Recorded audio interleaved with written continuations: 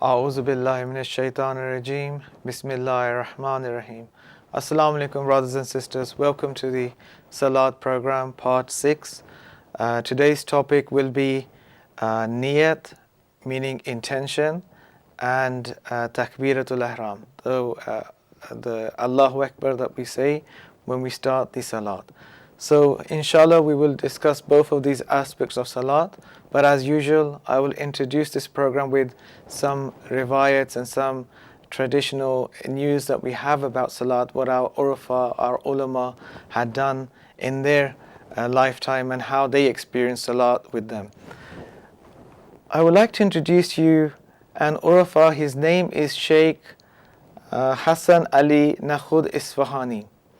He was a teacher of Imam Khomeini, and he was an Arif as well, and we have an account from him regarding his experience of what happened to him personally when he delayed his Salat. He advises his son, "O son, make sure that you do not even delay one Salat in your life or within 40 days.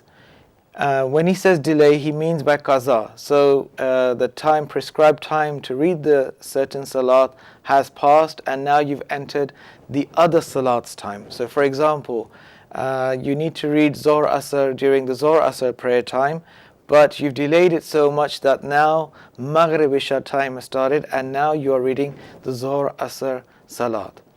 So this is what he was explaining his son, that make sure you do not delay your Salat, that it goes to another Salat time, because the consequences of doing such an action are very grave.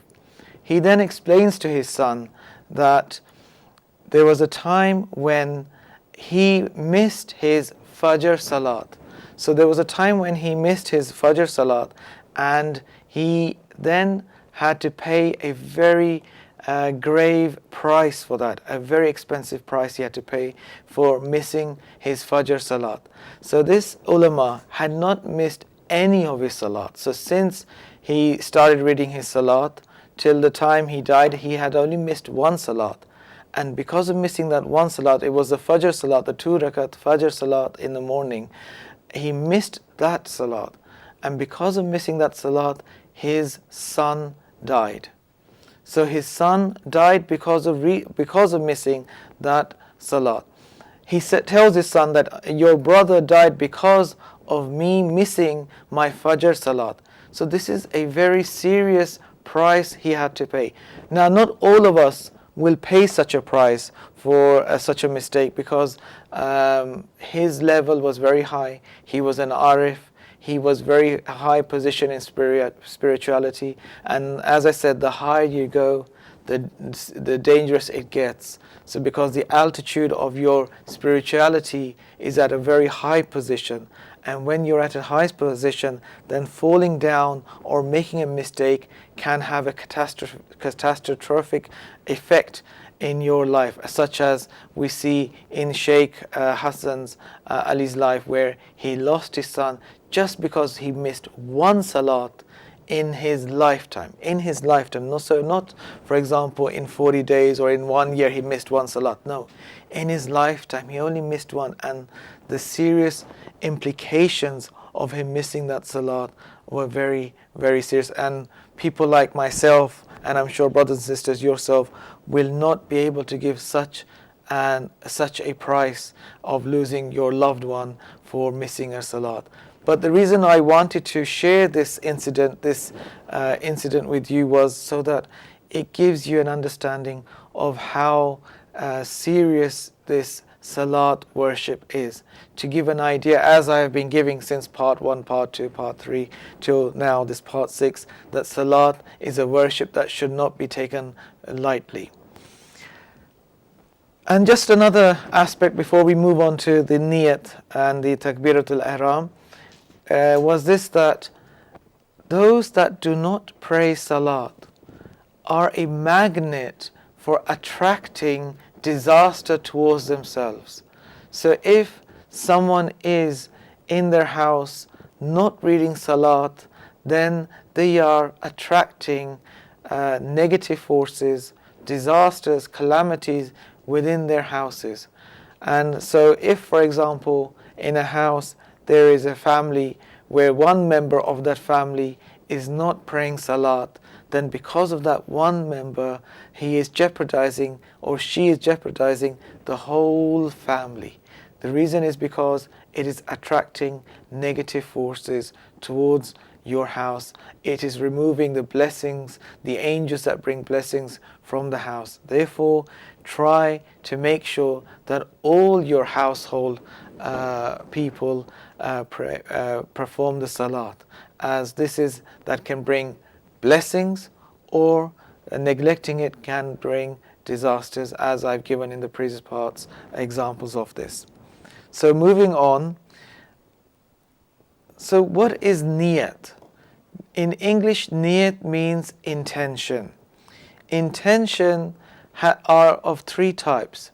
One is a good intention, one is a bad intention, and the other is an intention that is neither bad or good, but it's something that has to do with your nature. So these are the three types of intentions we are involved with. There is a problem that we learn how to do practical things. So for example, we learn how to do our job. We learn how to drive a car. We learn how to even perform salat. But what we do not learn is how to make our intentions clear. This in itself is a very important aspect of our life. And if we do not make our intentions clear, then we are lost in a valley where we have no aim or objective. Intentions must be understood, must be taught to ourselves. So we must teach ourselves how to make an intention. Because even we have examples from our Urafa that they would take a lot of time just fixing their intentions, i.e. their niyyah.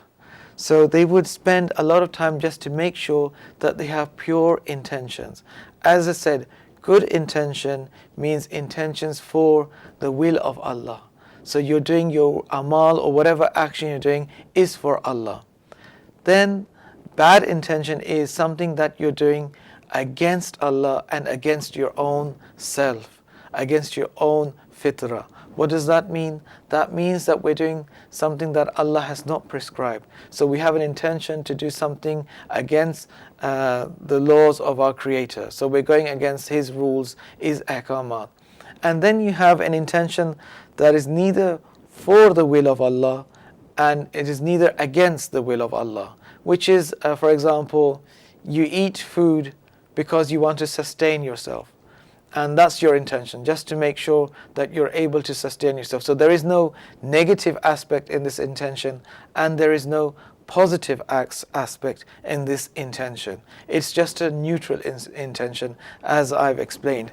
That all these intentions have a spiritual effect in them. A good intention, which is to doing it for Allah, brings a lot of rewards even if you're not able to fulfill that intention. So this is something that we must understand, that whatever intentions we have has an implications. However, our Creator is very merciful, is very kind, that He does not punish us for our bad niyat, i.e. our bad intentions. However, the angels do see our intentions. If they don't see the intentions, they do smell it, because we have a riwayat explaining that our intentions can be smelt by the angels. So if it's a good intention, they can smell a good fragrance, and if it's a bad intention, they can smell a bad smell. Now, this could be a metaphorical meaning. The other meaning is they see negative and positive energies coming out of our intentions. And then they will see no energy coming out of intention, where the intention has nothing to do with good or bad. all of the whole action in our life is dependent on our intentions. In Arabic, it's innal amal bil niyya. So all of our actions are dependent on our intention. All of our actions is dependent on our intentions. And hence, intention is what decides if we are going to go in hell or heaven. It is our intention. So it's not our amal, it's not our action. Actions do play a huge part, but before that action, it is our intention that will decide this amal was a good amal or if this amal was a bad amal. It's the root cause is our intention. So, for example, we have a saying from our Urfa, however sincere and pious your intention can be, but the world will see what your amal, your action was. So they won't look inside your heart and what was your intention of doing that action. Even it could be very sincere intention for doing this amal, but they won't see that. They will see the outer appearance. Now what does that mean, seeing the outer appearance?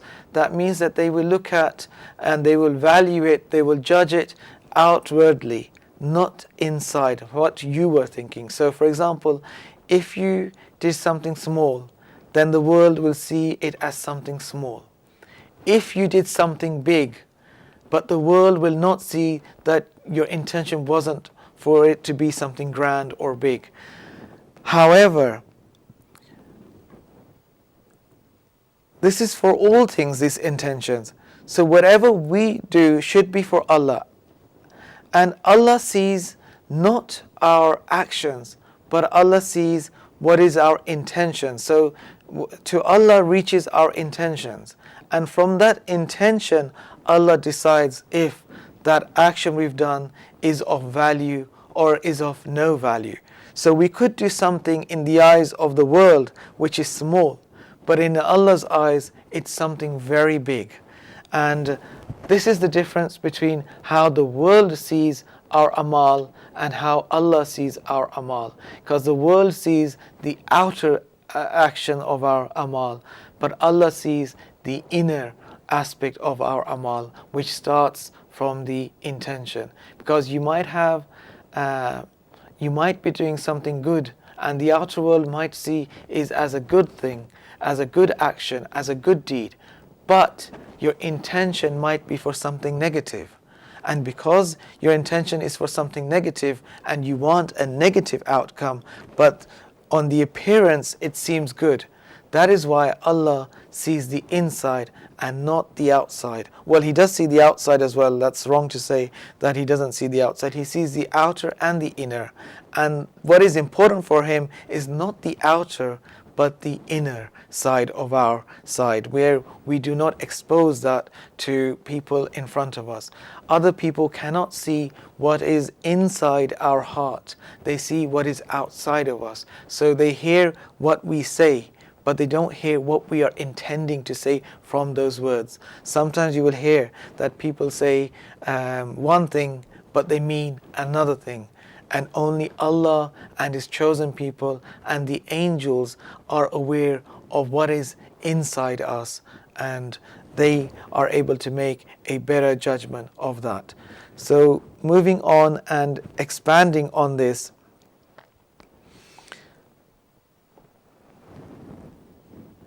so as I explained, that our Urafa found it the most hardest when they found amal to be easier than making their intention, because they would spend hours just making sure that what they are about to do is for Allah.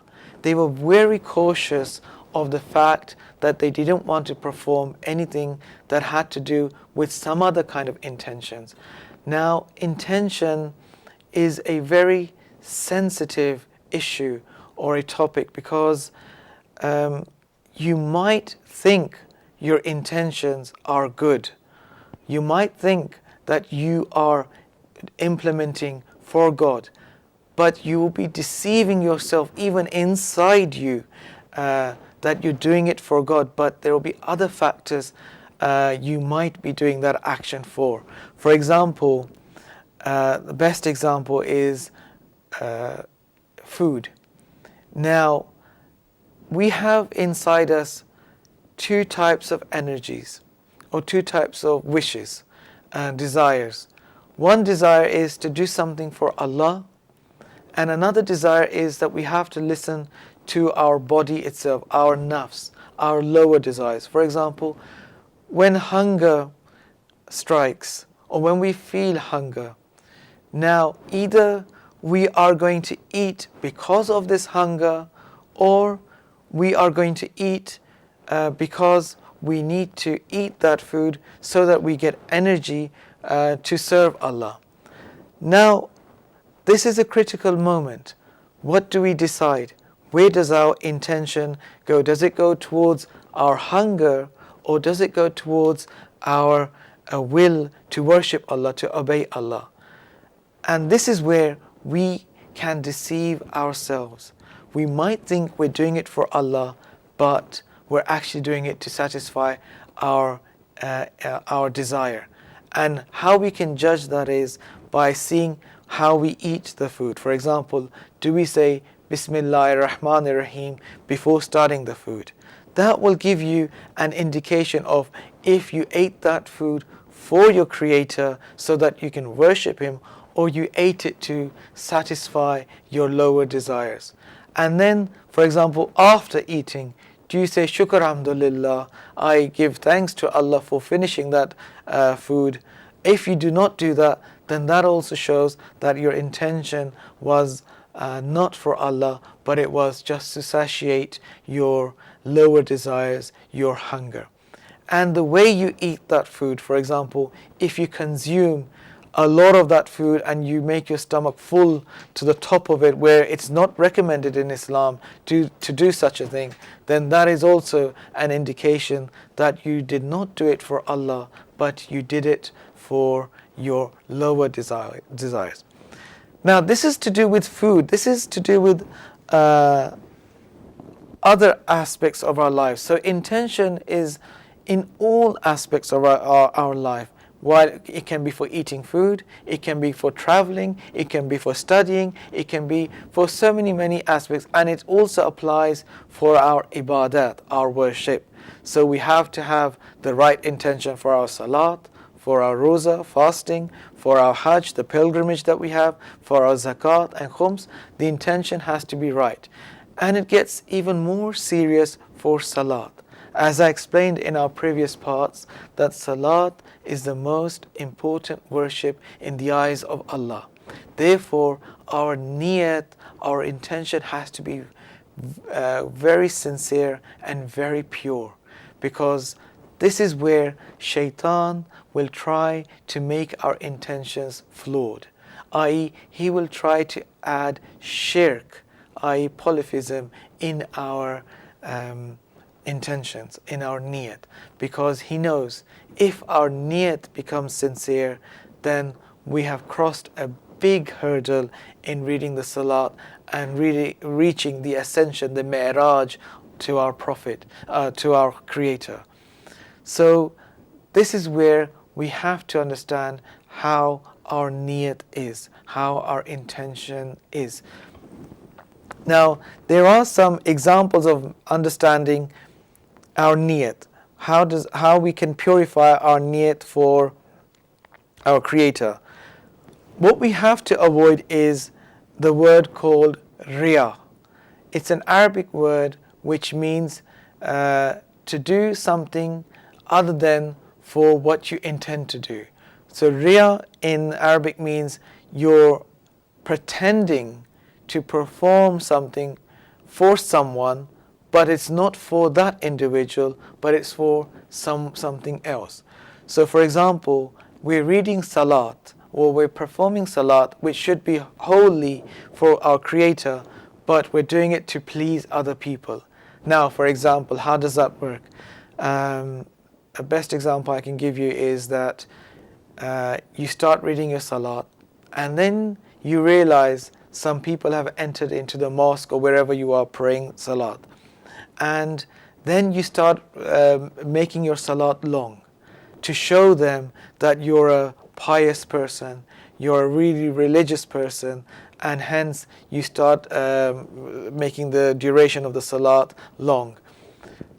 So when you start doing this, this now makes you no longer praying for Allah, but you are now performing that salat for something other than Allah, which is the people or the public that you're trying to police them. And if that happens, what that means is that that salat is no longer a salat, and you should immediately stop that salat because it's no longer valid. The whole purpose of that salat was to reach, to get Allah's proximity, but we've destroyed that salat by bringing riyah into our action and our salat. Hence, that salat has been wasted, and you have to restart that salat with the right intention. If your intentions are not right in salat, then the whole salat is batil. There is no way where you could say some of the salat is okay because you had intention for Allah, but then some parts of the salat you did not have intentions for Allah. In any condition where you have riyah coming into your performance of your salat, then that salat becomes batil. Once, for example, if I can give you an example of intention, of how Allah is the one who then makes that small amal of great value or of small value, of no value or of very little value, is an example of Imam Ali. Imam Ali alayhi salam only struck his sword once, but Allah made that amal, that action, more worthier than all the worships of mankind and jinns combined together because of his sincerity. So as I said, Allah looks at sincerity, not the amal. Amal is based on the sincerity. So sincerity must be the foundation of your amal. And Imam Ali's sincerity, we cannot compete on that sincerity because we are not ma'asum, we are not perfect beings as they are, but we have to try and make our intentions as sincere as possibly as we can.